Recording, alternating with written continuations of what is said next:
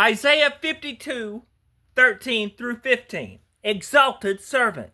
Through his prophet Isaiah, the Lord promised that his servant would be exalted because of his obedience to his mission from God.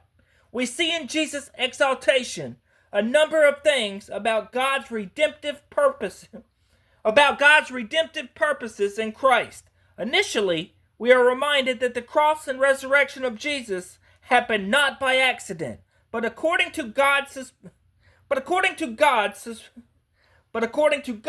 specific plan.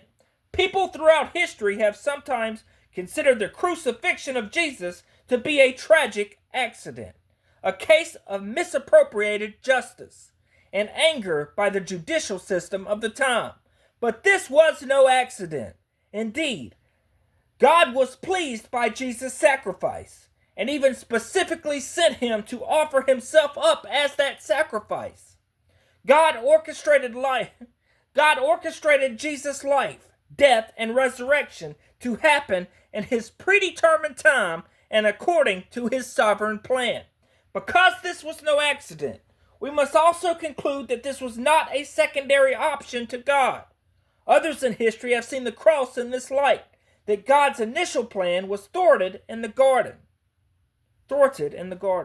And the crucifixion and resurrection of Jesus was God's last-ditch effort to save at least some of his creation. But God, who knows the beginning and the end, always knew that his one and only Son would be the required sacrifice to atone for humanity's sin. Because of Christ's work, we also understand that it's only a matter of time before God's plan is completed and creation is redeemed.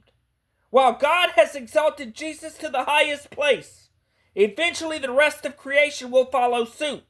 The recognition that God gave to Jesus after his resurrection will eventually be given to Eventually the rest of creation will follow suit. The recognition that God gave to Jesus after his resurrection will eventually be given by all of creation.